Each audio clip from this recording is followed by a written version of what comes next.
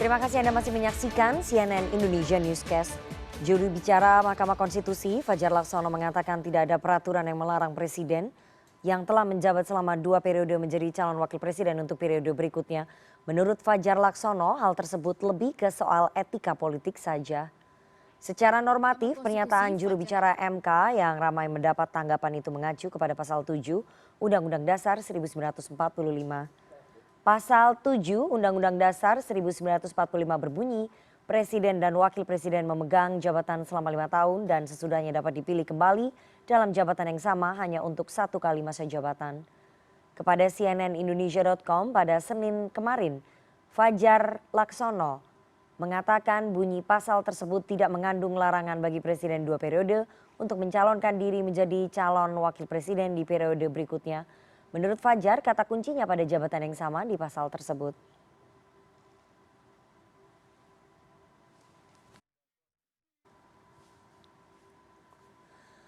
Kemungkinan Presiden Joko Widodo untuk bisa mencalonkan diri menjadi calon wakil presiden di 2024 ramai belakangan. Wacana itu terlontar dari juru bicara Mahkamah Konstitusi Fajar Laksono yang menyebut tidak ada larangan di Undang-Undang Dasar untuk Jokowi kembali maju di 2024 meskipun hanya sebagai cawapres. Apakah ini akan menjadi opsi dari kebuntuan wacana Jokowi 3 periode yang banyak ditentang? Untuk membahasnya lebih dalam, kita sudah terhubung melalui sambungan Zoom dengan Guru Besar Hukum Tata Negara, Denny Indrayana. Selamat malam, Bang Denny. Selamat malam. Dan Ketua Umum Projo, Budi Aris Setiadi. Selamat malam, Mas Muni. Selamat malam. Oke, saya mau ke Mas Muni terlebih dahulu. Mas Muni, apakah wacana Jokowi menjadi cawapres pada 2024 itu muncul perbincangannya di antara relawan Projo? Wacana ini kan dilontarkan oleh pihak lain yang juga mengharapkan Pak Jokowi untuk berkontestasi dalam Pilpres 2024. Tapi menurut hemat kami kan begini, sesuai dengan konstitusi, pencapresan itu kan ranahnya partai politik atau gabungan partai politik. Itu haknya partai politik dan gabungan partai politik. Nah, jadi kalau soal wacana Pak Jokowi menjadi wapres ini kan satu tergantung partai, mau mengusulkan atau tidak. Yang kedua yang bersangkutan Pak Jokowinya mau atau tidak, begitu loh. Oke, tapi sebagai wacana kami menganggap bahwa ini kami memaknainya ya, kami memaknainya sebagai bahwa cawapres itu nanti adalah sosok yang direkomendasi atau di-endorse oleh Jokowi.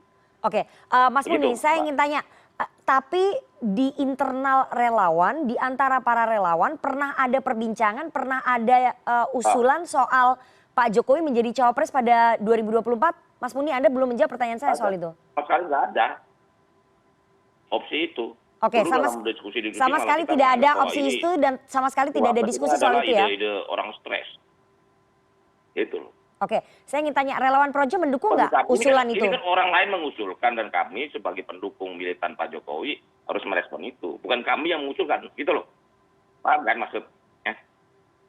Iya, Mas Muni, tapi pembicaraan kami tidak ada opsi Pak Jokowi wapres, gitu loh. Menjadi wapres. Cuman ini orang pihak lain, bukan itu. Dan kami ditanya komentar gimana, ya udahlah namanya wacana. Dalam era demokrasi begini kan sah-sah aja lah. Dan ini kan masih jauh sekali, Pilpres kan masih tahun depan lah. Begitu loh. Oke, Mas Muni, pertanyaannya, Mas Muni sebentar ya. Pertanyaannya saya ingin tanya, apakah kemudian relawan Projo mendukung jika Jokowi menjadi cawapres di 2024? Itu kan saya bilang tadi, ada 2 variabel kan. Satu, partainya mana yang mengusulkan Pak Jokowi jadi wapres. Yang kedua kan Pak Jokowinya sendiri, mau nggak? Oke, apakah pernah ada perbincangan dengan Pak Jokowi soal tawaran menjadi cawapres di 2024? Orang stres. Menjadikan Pak Jokowi wapres itu atau cawapres itu ide orang stres. Itu loh. Oke, jadi relawan menolak ya bahwa Pak Jokowi menolak menjadi cawapres di 2024. Sebuah kemungkinan politik atau sebuah pendapat wacana yang dilemparkan oleh masyarakat tentang ide ini, ya kita nanggepin ya udahlah ini bunga-bunga demokrasi kan. Hanya sebagai wacana, begitu loh. Kan ada 2 faktor tadi.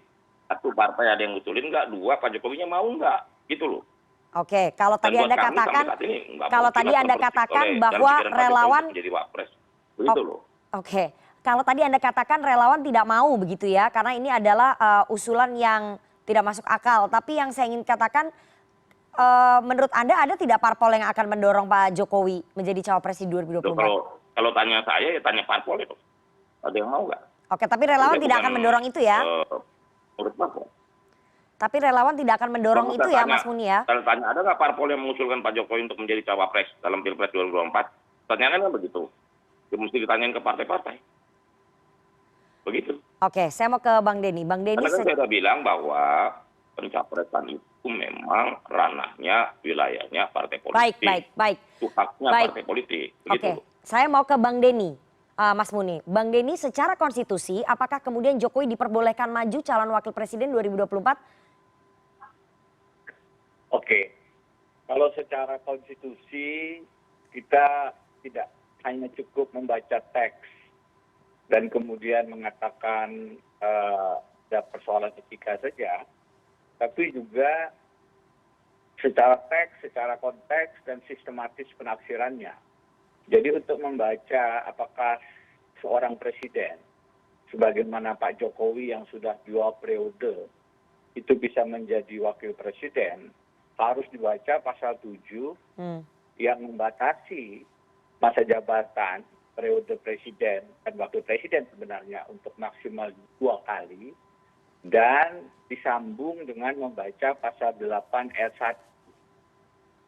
Jadi kalau pasal 7 itu sudah jelas tidak ada periode ketiga bagi seorang presiden ataupun wakil presiden. Itu tidak bisa dimaknai lain. Jadi kalau ada wacana untuk menjadikan siapapun, tidak hanya Pak Jokowi, untuk maju ke periode ketiga, maka itu melanggar konstitusi. Bagaimana kalau dalam periode ketiga, setelah 2 periode, maju sebagai wakil presiden? Maka itu pun melanggar konstitusi. Oke. Tidak hanya melanggar etika. Kenapa? Baca pasal 8 ayat 1 yang mengatur dalam kondisi seorang presiden itu mangkat, berhenti, diberhentikan, tidak dapat melaksanakan kewajibannya, maka dia digantikan oleh wakil presiden. Jadi kalau dalam periode 2024 nanti Pak Jokowi menjadi wakil presiden, dan karena satu dan lain hal presidennya mangkat, berhenti atau diberhentikan, maka secara konstitusi yang naik menjadi presiden adalah wakil presiden. Padahal tidak bisa, karena Pak Jokowinya sudah melaksanakan periode kedua. Jadi wakil presidennya kemudian tidak bisa melaksanakan amanat konstitusi untuk menggantikan sang presiden. Ini yang harus dibaca secara menyeluruh. Karena itu Pak Jokowi yang sudah menjabat 2 kali presiden tidak bisa menjadi wakil presiden karena kan berpotensi melanggar pasal 8 ayat 1. Oke. Yang mengatur sekali lagi jika presiden berhalangan wakil presidennya naik. Lagi-lagi saya ulang, Presiden Jokowi tidak bisa naik karena sudah menjabat 2 periode. Nah itu yang seperti itu harus dibaca dalam satu kesatuan secara sistematis. Tidak boleh satu pasal Undang-Undang Dasar kemudian dilanggar karena ternyata presiden yang sudah 2 periode menjadi wakil presiden. Baik, artinya usulan Pak Jokowi menjadi cawapres di 2024 itu jelas-jelas melanggar konstitusi. Mas Muni, Anda sependapat bahwa ini melanggar konstitusi? Loh, kan saya mengatakan begini, wacana Pak Jokowi sebagai cawapres itu kami memaknainya bahwa nanti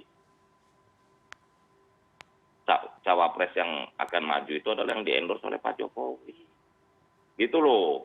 Yang bersangkutan juga belum tentu mau kok. Partai juga belum usul. Ini kan ide dari teman-teman yang mau mendukung Prabowo Jokowi kan begitu. Kami meresponnya. Begitu loh. Bahwa kita kan juga punya kebijaksanaan. Tapi kan sebagai naratif, wacana biar aja. Saya sih bilang sah-sah aja. Karena buat kami menuju 2024 ini ya biar aja semua opini, semua aspirasi bisa diberi kesempatan, diberi ruang untuk bersuara, begitu loh. Oke, tapi kalau menurut Anda meskipun ini hanya narasi yang sah-sah saja, tapi kalau misalnya itu menjadi kenyataan ini melanggar konstitusi nggak menurut Mas Muni? Loh, itu nanti, jadi jangan berasumsi dong. Oh jadi dalam pendapatnya relawan Projo, saat ini narasinya sah-sah Loh, saja, ya tapi silakan padahal aja, secara kami kan hukum kita kan tata negaranya beranggapan mengatakan bahwa bahwa itu melanggar ini konstitusi. menuju 2024 ini semua wacana silahkan dimakan. Saya tahu yang against ini kan orang-orang yang katakanlah tidak suka sama Pak Jokowi Oke, atau against Pak Jokowi. Dalam kacamata kami seperti itu. baik. Karena jangan salah loh, ada 37% di hati Pak Jokowi menurut data kami. Ya. Dan ini buat dalam hitungan politik kami, endorsement Oke. Pak Jokowi sangat berpengaruh dalam kontestasi 2024. Baik, Begitu Mbak Rifana. Bang Denny, kalau menurut Mas Muni, narasi Pak Jokowi menjadi cawapres ini sah-sah saja. Narasi yang melanggar konstitusi ini sah-sah saja untuk disuarakan, Bang Denny.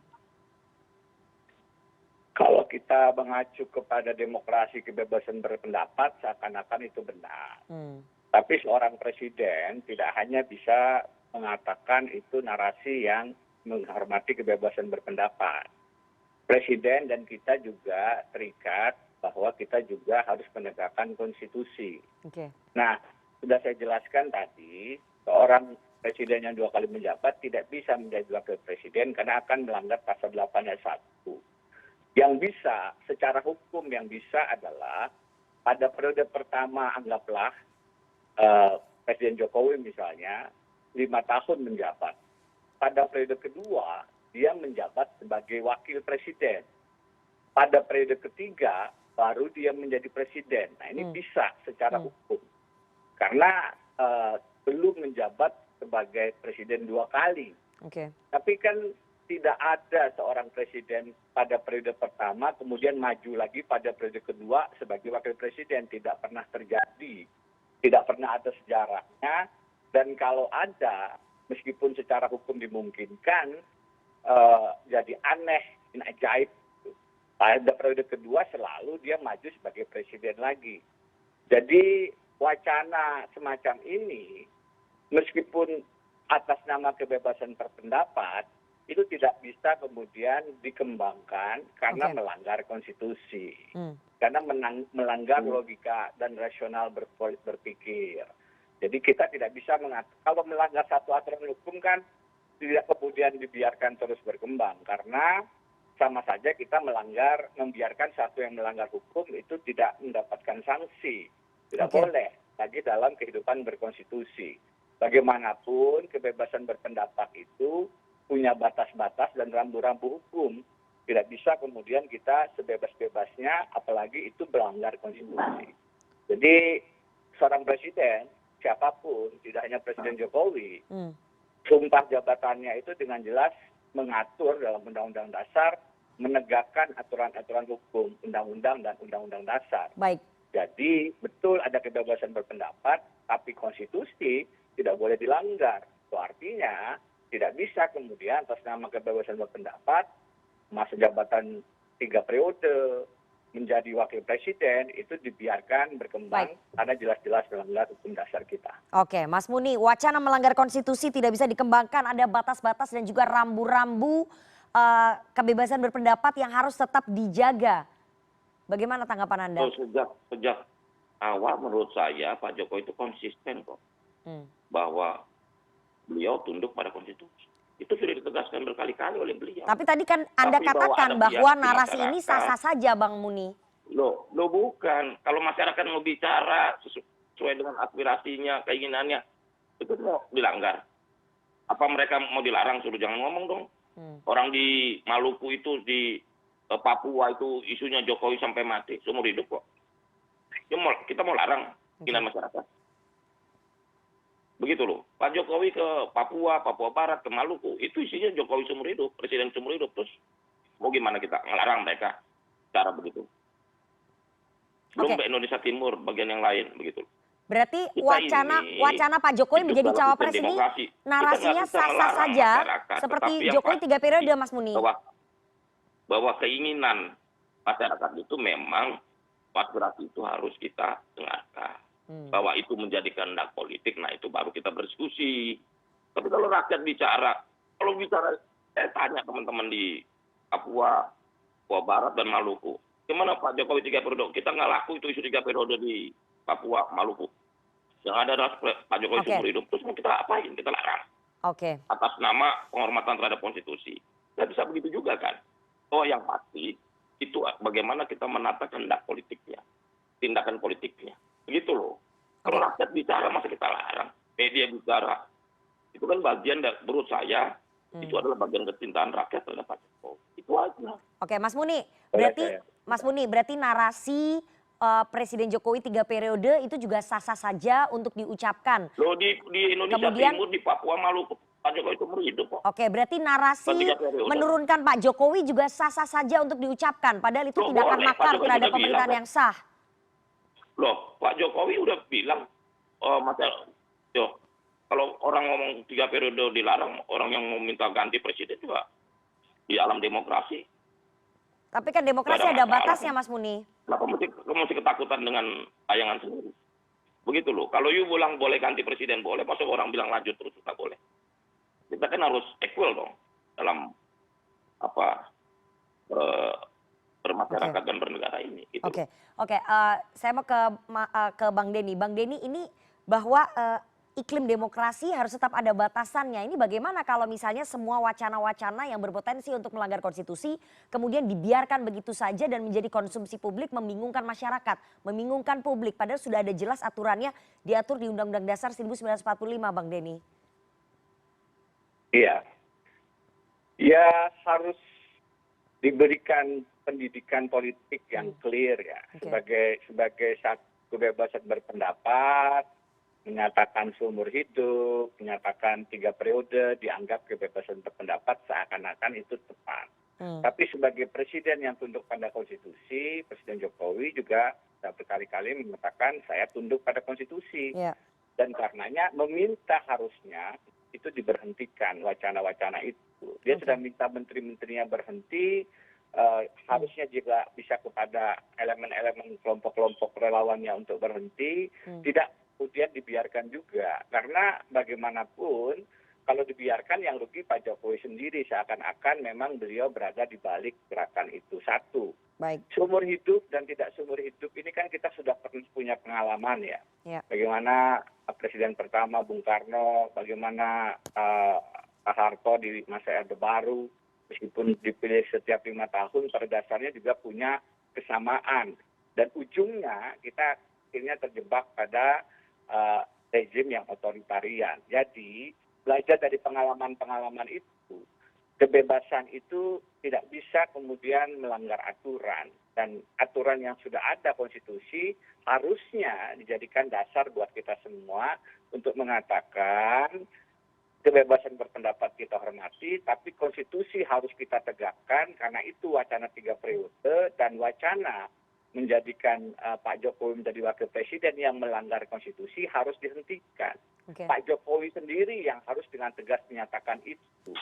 Dan tidak kemudian dengan mengatakan misalnya partai politiknya mengusulkan atau tidak. Bagaimana mungkin?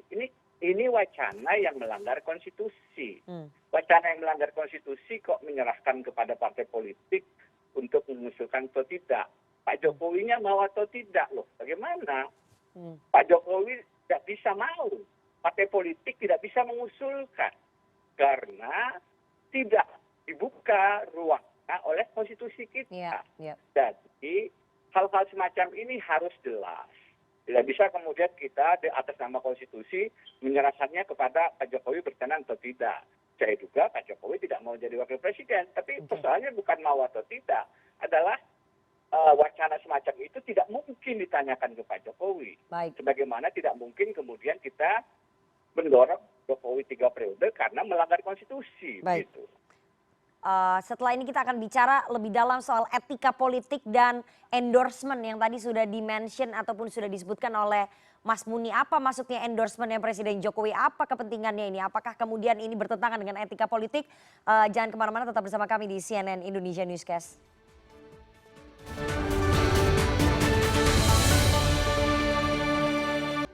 Anda masih bersama kami di CNN Indonesia Newscast dan kita akan lanjutkan perbincangan kita dengan para narasumber. Malam hari ini ada Budi Aris Setiadi, Ketua Umum Projo, dan Denny Indrayana, Guru Besar Hukum Tata Negara. Mas Muni, tadi sudah dikatakan ya oleh Bang Denny bahwa ini tidak mungkin wacana ini kemudian harusnya disuarakan karena memang tidak ada pintunya, karena ini melanggar konstitusi. Tapi selain melanggar konstitusi, ada etika politik yang kemudian ditabrak. Apakah kemudian tidak dipikirkan bahwa etika-etika politik ini harusnya dijaga oleh Pak Jokowi, oleh relawan, ataupun oleh siapapun? Begini loh, masyarakat ya aspirasi bahwa ada persoalan konstitusi, soal etika, sektor yang lain. Mau bicara apa nih? Suara rakyat apa? Begitu loh. Nah, tugas kita menselaraskan ini semua. Kita kan nggak bisa menghalangi rakyat untuk mencintai Pak Jokowi dong. Untuk tetap mendengarkan harapannya pada figur seperti Pak Jokowi. Begitu loh. Sampai waktunya ketika saran capres, cawapres di bulan September atau Oktober tahun 2023. Masa mau melarang masyarakat bicara apa yang mereka mau? Gitu. Saya menemui banyak pihak, ke grassroots, ke lapangan. Saya juga masih lihat masih banyak masyarakat yang menginginkan Pak Jokowi lagi. Tapi saya bilang itu konstitusi tidak boleh. Pak Jokowi juga begitu, konstitusi tidak mengizinkan. Begitu loh. Tapi untuk bersuara mesti dilarang juga. Seperti itu loh.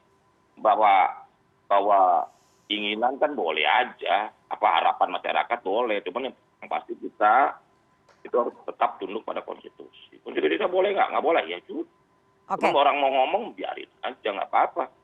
Buat kita simpel aja kok ini. Ini kan bunga-bunga dinamika demokrasi menuju 2024 yang nanti puncaknya kan di tahun 2023. Begitu loh. Terutama jadwal KPU kan bulan September atau Oktober 2023. Seperti itu Mbak. Jadi kita santai lah menanggapi ini. Ini kan orang yang Pak Jokowi nggak boleh berwacana gini, rakyat nggak boleh berwacana gini. Ini ketakutan aja dengan pengaruh Pak Jokowi. Yang artinya bahwa apa yang dikerjakan Pak Jokowi dalam 8 tahun ini memperoleh aspirasi dari publik. Baik. Oke. Saya mau ke Bang Denny. Bang Denny, kalau menurut Anda, apakah kemudian Anda percaya bahwa aspirasi soal Jokowi menjadi cawapres ini memang datangnya dari rakyat? Atau justru sebaliknya, ini sebetulnya datangnya dari elit, kemudian dimaknai ataupun seolah-olah ini datangnya dari rakyat? Mbak Rifana, saya harus menahan diri untuk berkomentar secara politik karena yang saya pelajari adalah hukum tata negara. Tapi begini, betul tadi bahwa ada persoalan etika juga dengan wacana 3 periode maupun menjadi wakil presiden. Dan saya menegaskan, bukan hanya masalah etika, tapi juga masalah konstitusinya tadi. Sudah saya jelaskan kenapa wakil presiden itu melanggar, karena melanggar pasal 8 ayat 1. Dan kemudian ditanyakan apakah masih memungkinkan diwacanakan, ya saya sudah jelaskan tadi. Tetap saja seorang presiden dan sudah dilakukan oleh Pak Jokowi, tinggal lebih ditegaskan bahwa wacana itu dihormati, tapi saya tidak bisa mengikutinya karena harus tunduk pada aturan konstitusi, dengan tegas mengatakan itu. Dan kemudian membiarkan wacana itu juga berkembang atas nama demokrasi. Saya menggarisbawahi tadi ada pandangan bahwa ditanyakan kepada Pak Jokowi-nya, 1. 2, apakah partai politik ada yang mengusulkan? Lah, saya membantah itu. Dua-duanya dibantah karena sekali lagi menanyakan itu artinya kan membuka kemungkinan untuk 3 periode atau menjadi wakil presiden. memberikan kesempatan pada partai politik mengusulkan itu juga membuka kemungkinan untuk 3 periode Baik. dan wakil presiden. Dua elemen yang tadi dijadikan dasar bagaimana Pak Jokowi sendiri mau atau tidak. Adakah partai politik yang mengusulkan dua-duanya itu tidak bisa karena dua-duanya dari konstitusi begitu. Jadi hal semacam ini, ini kan wacana saja, tidak bisa demikian. Kalau ada aturan yang melarang, mohon maaf, pembunuhan berencana, ya kan? Kemudian kita mengatakan, jangan maksudnya agak berbeda dong, Prof. Siapapun boleh saja. Jangan membandingkan apel dengan jeruk dong. Ini politik, demokrasi, satu sisi tentang Sebentar, Mas Muni. masyarakat. Jangan disamakan dengan jadi kasus pembunuhan apa berencana, enggak dong. Ini Sebentar, beda, Mas Muni, beda. satu-satu. Sehingga kemudian membicarakan atau berwacana itu juga harus tidak boleh. Ini adalah ada etika. Presiden sudah bilang jangan, itu tidak melanggar konstitusi. Kemudian Tapi kita nggak bisa larang orang ngomong. Pembunuhan berencana itu kemudian terus berkembang karena atas nama demokrasi. Sama, ini akan membunuh konstitusi. Gini, kalau nggak percaya, Rifana, tim CNN, coba ke lapangan, coba ke Indonesia Timur, ke NTT, tanya masyarakat. Nggak usah dikasih. Oke. Ada Sebentar, Mas Muni, satu persatu saya beri kesempatan dulu ke Bang Denny. Kemudian ada wakil presiden, Pak Jokowinya. Pelanggaran konstitusi berjamaah semacam ini tidak bisa dibiarkan. Dan yang paling di depan untuk mengatakan itu, hentikan, saya menghormati konstitusi, tidak boleh diteruskan wacana ini adalah presiden. Baik, silakan Mas Muni menanggapi. Itu sudah dilakukan oleh Pak Jokowi memang. Presiden sudah tegas, dia bilang bahwa saya tunduk konstitusi, saya nggak boleh karena konstitusi tidak mengizinkan saya untuk 3 periode. Itu tegas Pak Jokowi katakan itu. Jadi ini 2 hal nih, jika presiden sudah jelas dalam berbagai kesempatan Pak Presiden sudah bilang saya mau larang oleh konstitusi untuk maju. Tapi apa terus kita melarang masyarakat untuk bicara? Anda mau bukti bahwa rakyat ada yang mau, masyarakat ada yang mau. Ayo coba ke lapangan, tanya ke masyarakat secara langsung tanpa rekayasa. Itu di dalam hati mereka. Oke, Mas Muni. Mas Muni, bahwa Pak Presiden, sebentar Mas Muni, bahwa Presiden kami sebagai organisasi pendukung Pak Jokowi, kami menangkapnya itu bagian dari kecintaan. Oke, bahwa Presiden sudah menolak, wacana itu, tapi saya ingin tanya, apakah Presiden menikmati ketika wacana itu bergulir? Karena Presiden tidak mengatakan dengan tegas. Apakah Presiden menikmati bahwa wacana itu bergulir, bahwa masih banyak masyarakat yang menginginkan beliau? Presiden tidak menikmati. Loh, kalau soal menikmati ya tanya yang bersangkutan, maksud tanya saya. Relawan menikmati nggak dengan adanya itu? Tapi maksud saya bahwa kan Pak Jokowi bertemu langsung dengan rakyat. Dan rakyat menyampaikan aspirasinya secara langsung. Itu bisa dilihat kok kasat mata kok. Dan tanpa rekayasa. Makanya kalau ada orang yang nggak percaya, coba yuk saya ajak nanti ke daerah beberapa tempat di daerah yang cintanya terhadap Pak Jokowi begitu luar biasa. Baik. Tanya mereka langsung tanpa direkayasa. Oke, Mas Muni, saya ingin tanya ya. Tadi Anda sempat mengatakan soal endorsement. Ini sebagai bentuk endorsement Presiden Jokowi kepada cawapresnya Pak Prabowo. Ini maksudnya apa? Apa kepentingannya Presiden kemudian mengendorse cawapres untuk tokoh-tokoh, salah satunya Pak Prabowo yang akan maju sebagai capres? Apa ini kepentingan endorsementnya? Begini loh, Pak Jokowi itu sebagai presiden pasti di 2024 dia akan begitu loh.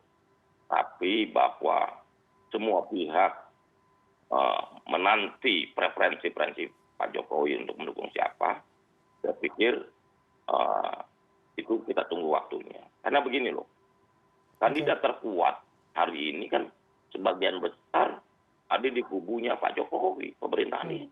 Itu loh. Pasti Pak Jokowi dalam posisi yang, aduh kok kalau saya dukung si A bagaimana, dukung B bagaimana, begitu loh. Sehingga tunggu aja. Ini kalau main bola ini masih bola di tengah lapangan ini, masih oper-operan pendek ini, belum ke kotak penalti. Masih ada waktunya. Jadi ojo ke susu. Jadi Presiden akan memberikan endorsement juga ke orang lain ya, bukan hanya ke cawapresnya Pak Prabowo begitu. Loh, buat saya ini loh, semua kemungkinan bisa terwujud. Bahwa Pak Jokowi punya kedekatan dengan Pak Prabowo ya pasti. Dan kami dari Projo menilai Pak Jokowi dan Pak Prabowo ini memiliki kesamaan dalam hal keinginan yang kuat untuk memajukan negara dan mensejahterakan Pak. Jadi dua beliau-beliau ini memang tokoh bangsa gitu loh. Jadi kenapa Baik, baik. diragukan mereka berdua, begitu loh. Oke, terakhir Bang Denny, apa yang terjadi jika kemudian wacana 3 periode Pak Jokowi menjadi cawapres ini terus menggelinding, terus muncul ke publik, tidak kunjung selesai, dan kemudian apa yang terjadi kalau Pak Jokowi menunjukkan endorsement-nya kepada cawapres tertentu begitu ya? Apa yang terjadi terhadap sistem ketatanegaraan kita? Apakah ini akan merusak sistem ketatanegaraan kita, Mas Denny? Pertama, saya maaf ulangi ya, wacana 3 periode, wacana Pak Jokowi menjadi wakil presiden setelah 2 kali menjadi presiden, itu melanggar konstitusi. Itu sudah clear dan sudah tidak ada pemaknaan lain kecuali kalau kita ingin melanggar pasal 7 dan pasal 8 Undang-Undang Dasar 45. Tentu saja juga melanggar etika, bahkan melanggar logika dan rasionalitas berpikir secara hukum maupun secara politik. Karena mungkin tadi saya sudah katakan, kalau mau jadi wapres itu periode pertama presiden, periode kedua wapres, periode ketiga baru presiden. Itu tidak melanggar konstitusi. Tapi kalau periode pertama presiden, periode kedua presiden, periode ketiga wapres, itu akan berpotensi dan menghilangkan pasal 8. Yang ketiga, kita ini harus melakukan pendidikan politik. Salah satunya lewat pemilu. Jadi kalau kemudian ada wacana-wacana yang melanggar konstitusi, yang paling di depan untuk mengatakan jangan, hentikan, itu adalah presiden karena dia disumpah dengan pasal 9 untuk tunduk pada undang-undang dan undang-undang dasar. Yang keempat, tidak bisa kemudian atas nama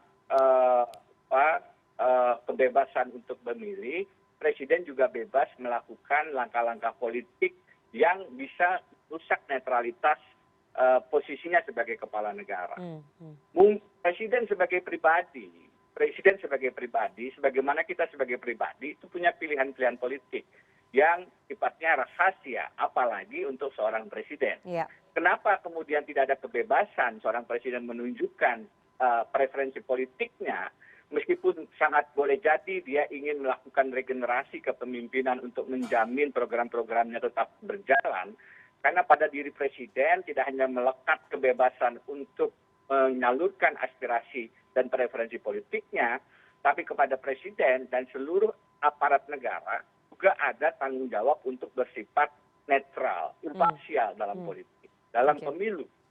TNI tidak boleh berpihak, Polri tidak boleh berpihak, ASN tidak boleh terbuka berpihak, demikian juga yang paling mempunyai kedudukan tertinggi dalam republik dan sistem presidensial seorang presiden.